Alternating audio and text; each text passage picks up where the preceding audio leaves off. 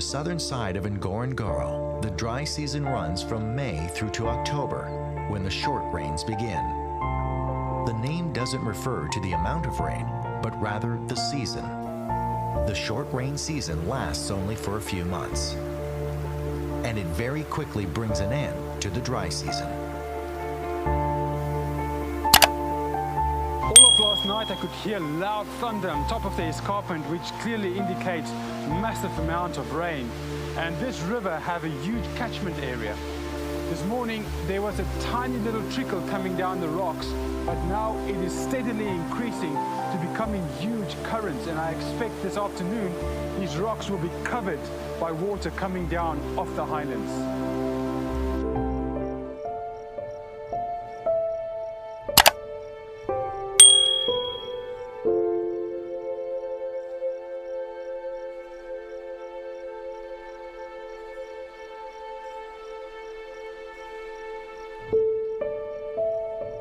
After the pools at the base of the river fill, water begins to flow.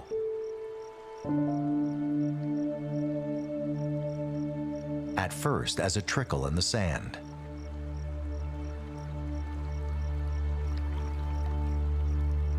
As the water from the highlands begins to collect in the tributaries, the river suddenly swells, and within an hour, huge torrents of water arrive at the falls.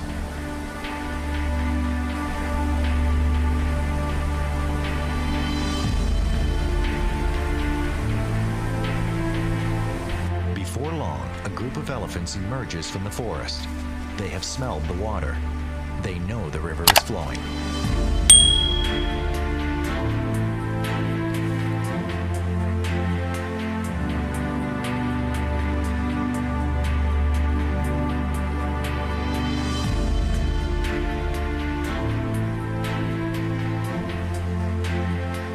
It's been a long, dry season for these elephants.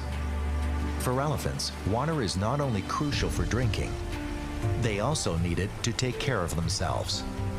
An elephant's skin is thick and requires the moisture to help keep it healthy.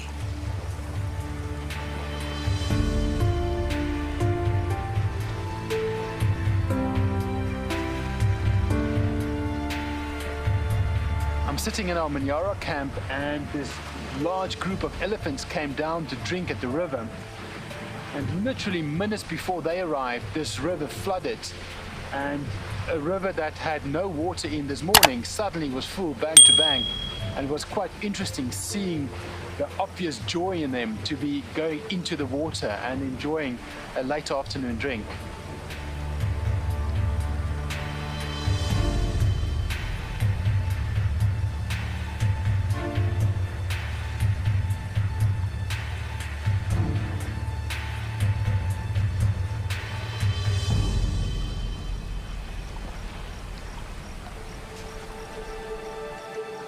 As the water flows, it rejuvenates the land, the trees, and forests that so many other species depend on. This Endofbash River is by far the largest river flowing into Lake Manyara.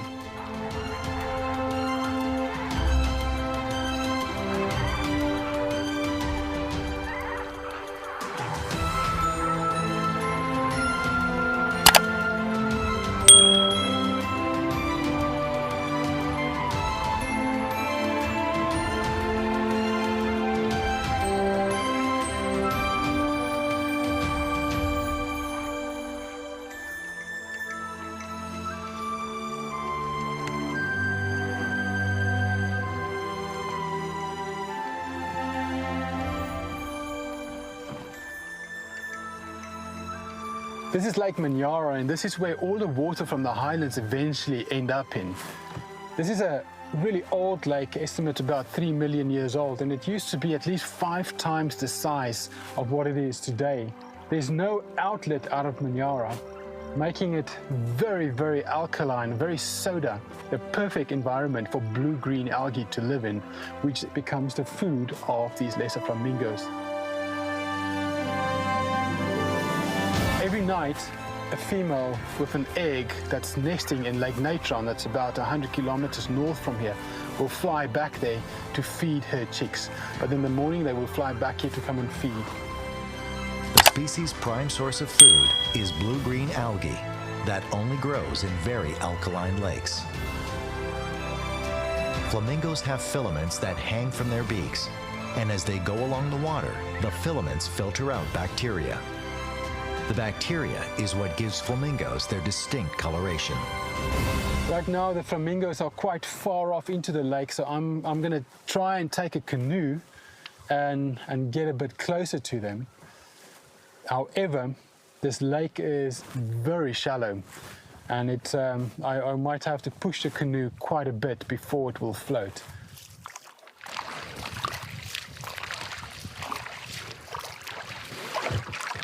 Let's see if we are stuck. Nope, there we go. I'm going to head a little bit off to our right.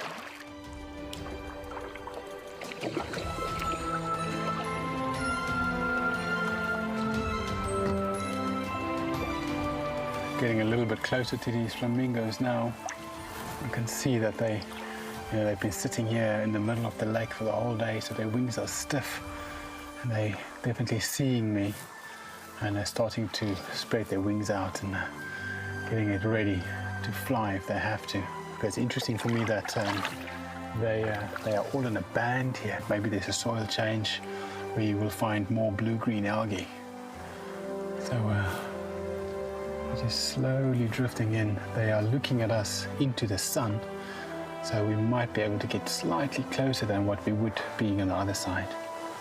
They're getting a little bit nervous with us coming closer.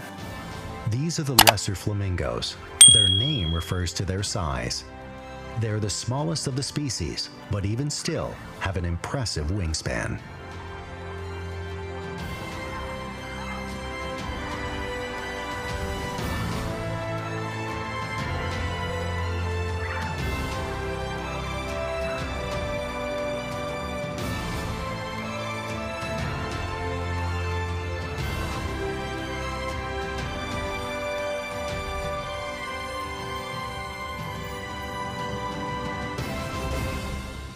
Back on the shores, Jean comes across another unique natural event that is brought on by the first rains. I'm on the shores of Lake Manyara, and the sun is setting, and as the sun's going down, one can see this reflection of millions of strands of silk, and it's really interesting what it is. It's newly hatched spiders that's doing something called ballooning. So they would climb to the top of a kind of piece of grass and just start to release silk, and as the silk gets longer and longer, eventually the wind just lifts up this entire spider and blows it away.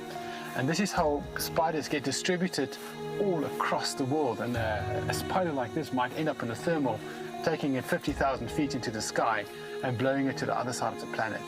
It's absolutely everywhere, and it's astonishing that one never sees these spiders, but all around us are millions. There's one right here, and tiny spiders that's making their little bodies into like a ball and just kind of cruising through the sky.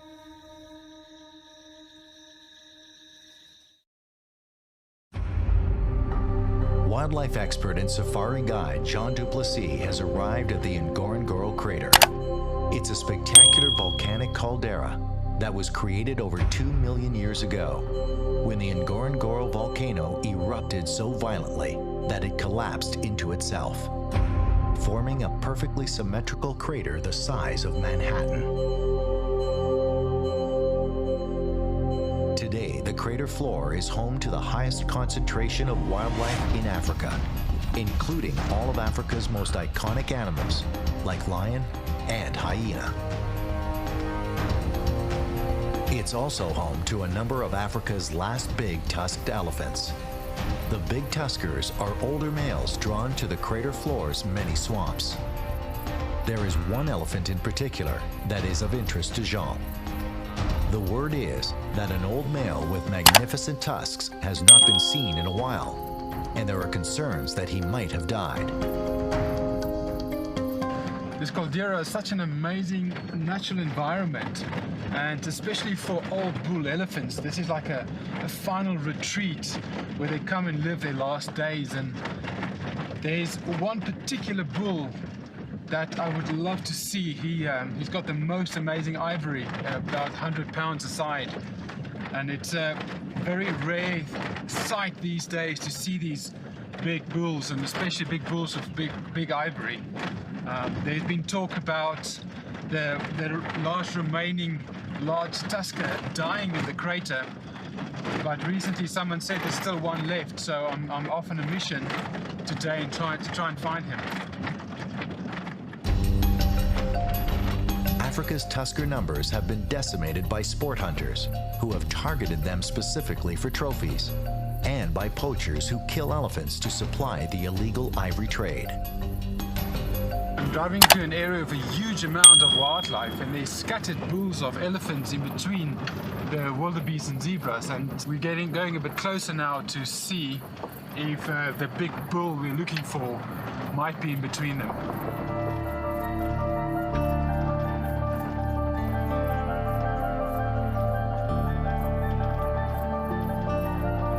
I'm gonna have a look at this group of bulls ahead. There's 5 or 6 over here, but quite a few more groups off in the distance, and then some scattered lone males as well. So I'll pull up here and start to scan them a bit, because the best way to see them is to just stop and take your time and look through it.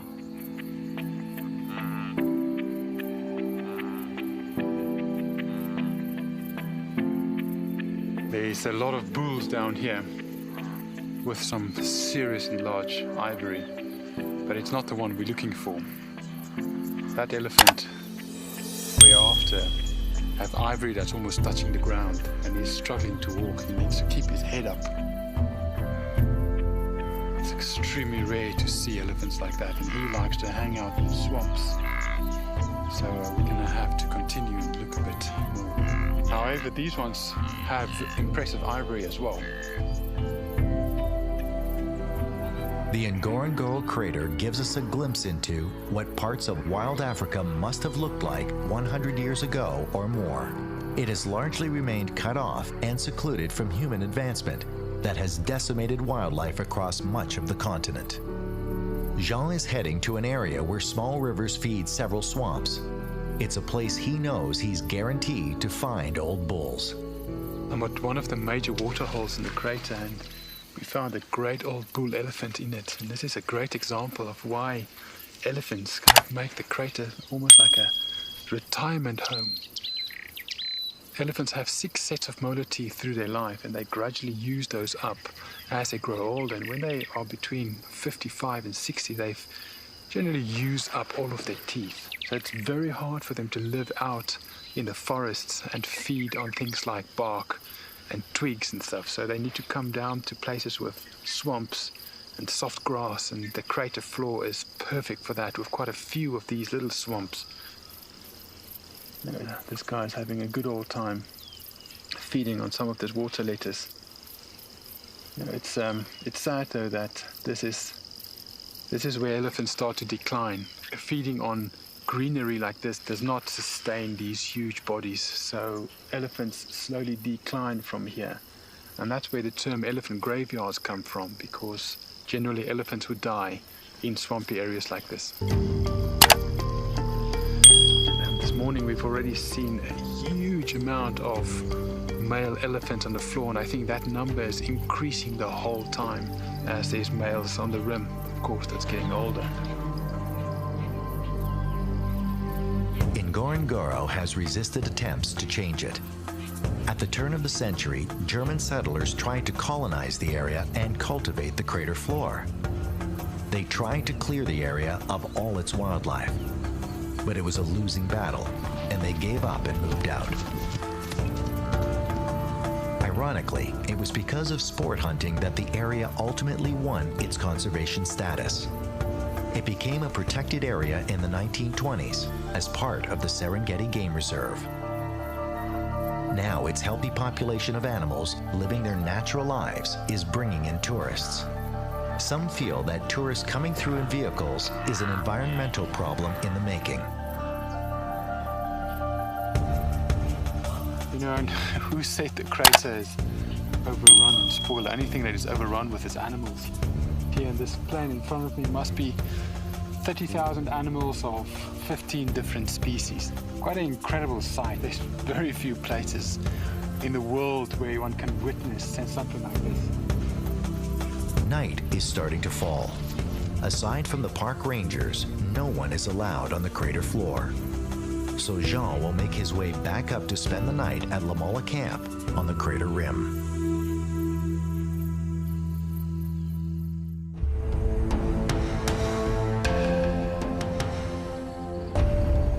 Wildlife expert and safari guide Jean Duplessis is in the Ngorongoro crater, where he is searching for one of the last great tusker elephants.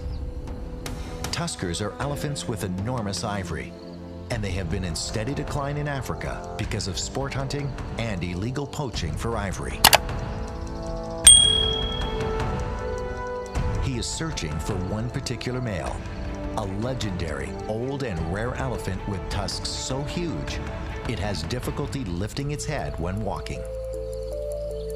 The elephant has not been seen in some time, and no one knows if it has moved away from the crater floor or if the great tusker has died. It's day 2 for Jean's search, and he is out early.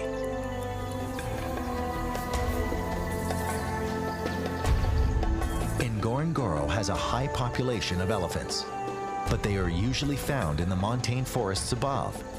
There's a breeding herd of elephants on the crater floor, and this is extremely unique. In 20 years of working and being on the crater floor, I've never seen females and calves right here on the bottom of the floor, sometimes on the edges of the forests, but to see them on the floor is almost unheard of.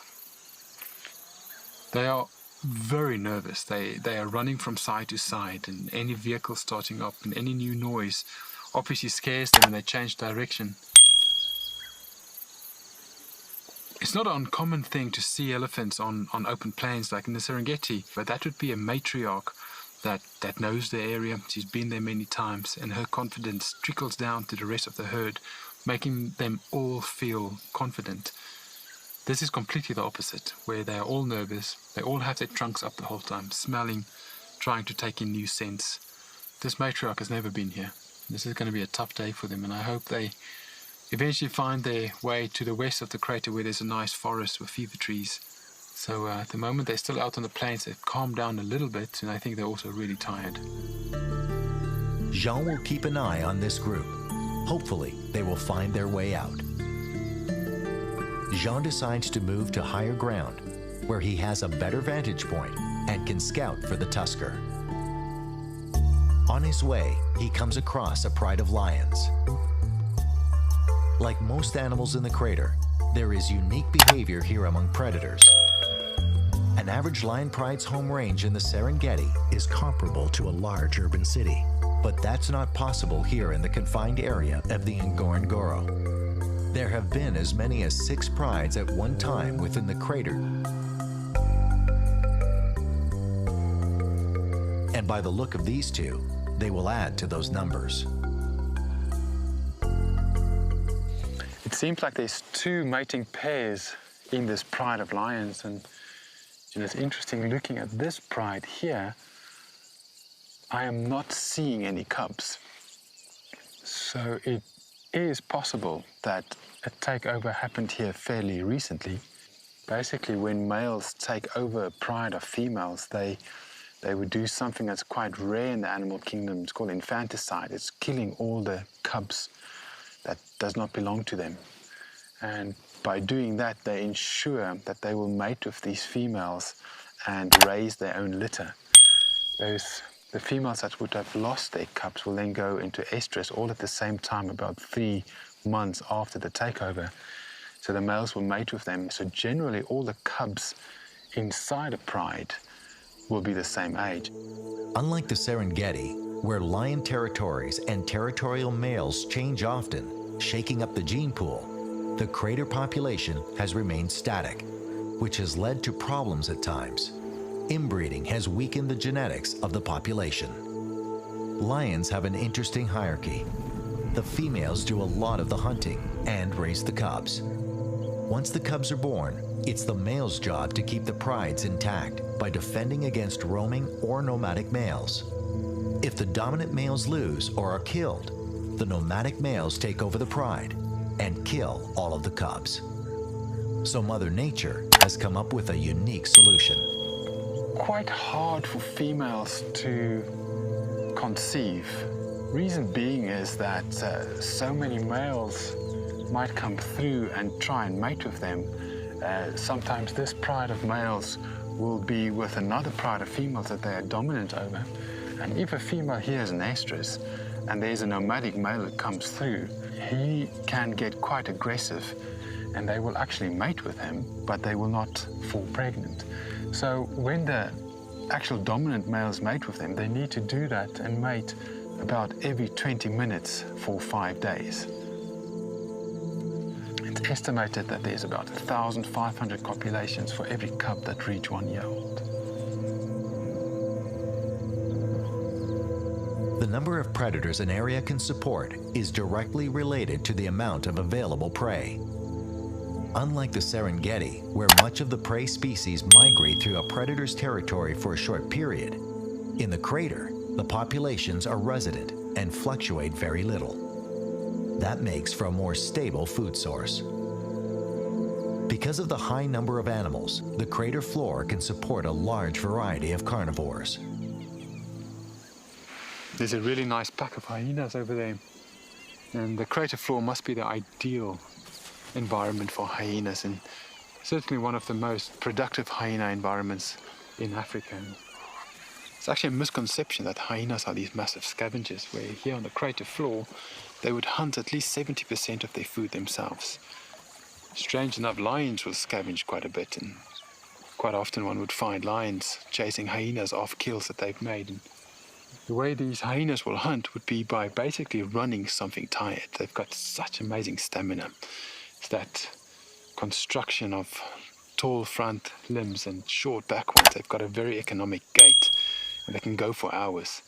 And they would find a wildebeest and stick behind it for hours until that wildebeest can't move anymore, and then kill it.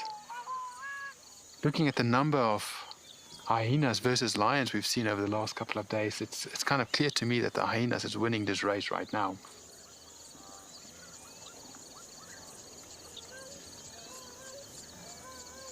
There's a really nice group of hyenas here with a lot of young pups. It's pups of different sizes and ages, and there's 2 females. It's probably from the 2 of them. Within a hyena clan, there's a lot of jealousy and competition because of a hierarchy. The pups of the dominant female or the alpha female will always be under attack by lower ranking hyenas and their pups. Hyenas also have extremely rich milk, so that enables a mother to go off and hunt, feed, and potentially stay out there for a night or 2 before she will come back and feed her cubs, and the cubs will survive just on the milk that they drank before. This female off here to my right is a little bit bloody. She might have been in a fight, or they might have made a kill last night.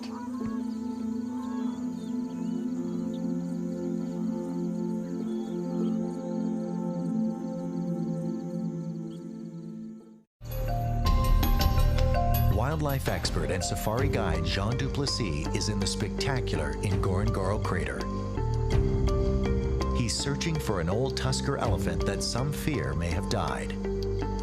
He's an important animal, one of the last few remaining big-tusked elephants that remain in Africa. While Jean has been looking for the elephant, he has come across 2 of the most prominent predators on the crater floor. As Jean is watching the hyena, several of the animals with blood on their fur head off into the distance. This can only mean one thing: the hyena are feeding on a kill. This is one of the coolest sightings I've seen in many years. It seems like what happened was these 2 male lions must have chased a buffalo. They didn't quite kill it, and it went for refuge in the water and died there.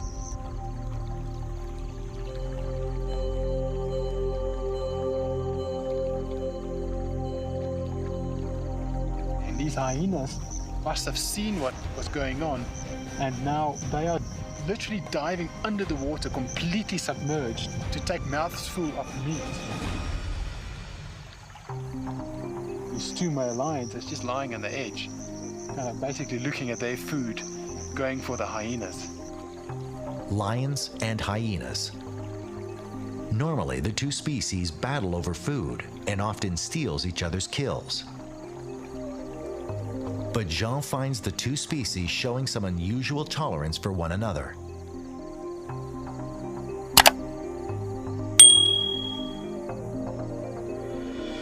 While Jean has been focusing on the situation between the lions and hyenas, something incredible happens.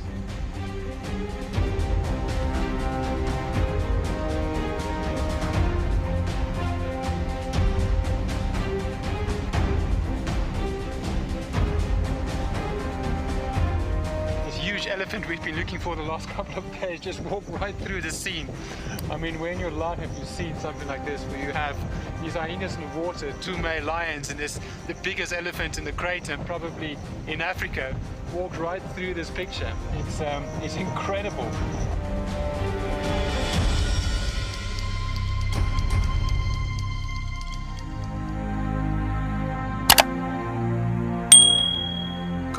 Most amazing tusks. This must be one of the largest elephants remaining in Africa, and especially the size of his tusks. They are well over 120 pounds each and perfect symmetry. It's very, very rare to see an elephant like this, and there must really only be a handful left in Africa. And this is one of the last of a kind. The gene of big tuskers are getting less and less, and it's going to be many years before elephants like this are out in the wild again. The crater is just such a perfect environment and place for these old males to survive and get old. All around the edge of the rim are observation points where rangers are looking into the crater and making sure that no poaching happens. And it's kind of been like this since the early 1900s, and poaching has been really, really under control here on the crater floor, allowing huge elephants like this to become old and massive like this.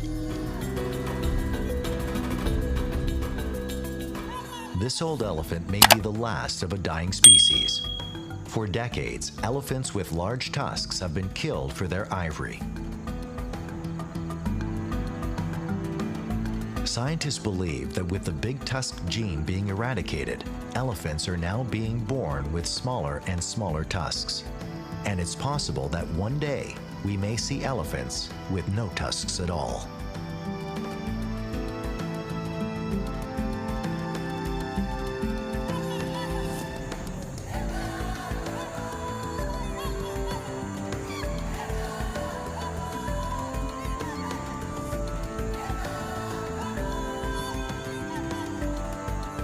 For now, though the Ngorongoro crater, formed more than 2 million years ago, remains a refuge for the old tuskers and their offspring, its geology has made a barrier that has allowed animal species to survive and thrive, giving us a glimpse of what Africa may have looked like if human populations had not moved in and demanded greater and greater resources, putting its own survival ahead of these truly magnificent species.